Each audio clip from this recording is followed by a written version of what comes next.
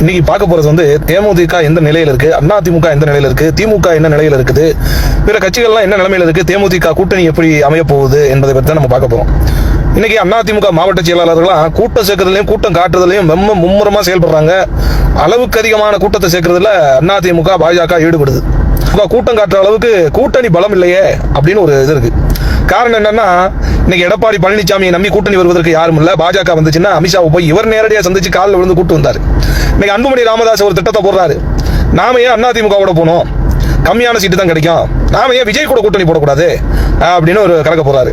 ராமதாஸ் என்ன நினைக்கிறாரு அப்படின்னா, ஏன் நம்ம எடப்பாடியோட போனோம், அதுக்கு திமுகவோட போனோம்னா ஈஸியா அவனே நம்ம ஜெயிக்க வச்சிருவான், இத்தனை தொகுதியை வெற்றி பெற்று விடலாம் அப்படின்னு நினைக்கிறாரு. இன்னைக்கு ஒரு பெரிய கட்சி அதிமுகவோட கூட்டணி வர்றாரு அப்படின்னு சொன்ன கட்சி மதிமுக. வைகோன்னு தெரியும்.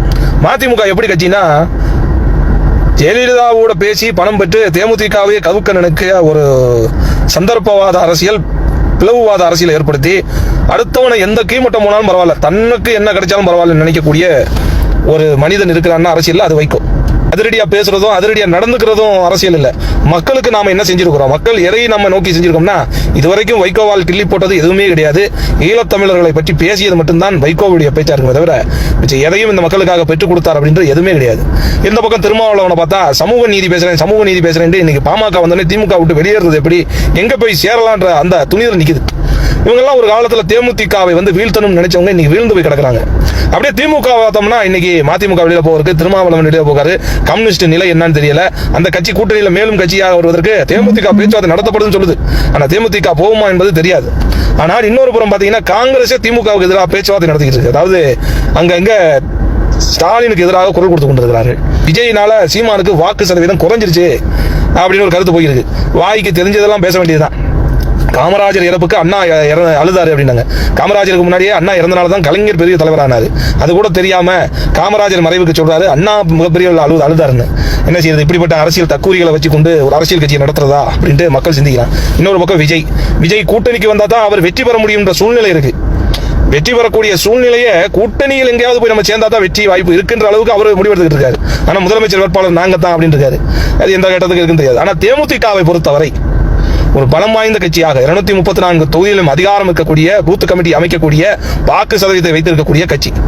இன்னைக்கு தேமுதிக ஒன்றுதான் கொள்கை வழியாகவும் வாக்கு சதவீதத்திலையும் மக்களுக்கு தேவைகளை போற்ற வகையிலும் உள்ள ஒரு கட்சி என்றால் இதுதான்.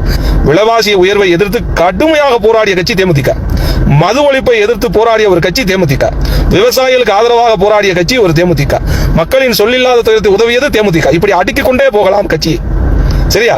இன்னைக்கும் கார்பரேட் நிறுவனங்களை எதிர்க்கக்கூடிய கட்சி, மது ஒழிப்பை அளவு ஒழிக்க வேண்டும் என்று ஆதரவு கொடுக்கக்கூடிய கட்சி, மாற்றுத்திறனாளிக்கு ஆதரவாக இருக்கக்கூடிய கட்சி தேமுதிக என்று மக்களிடையே பெரும் ஆதரவும் அதற்காக மவுசும் இன்னும் குறையாம தான் இருக்கு.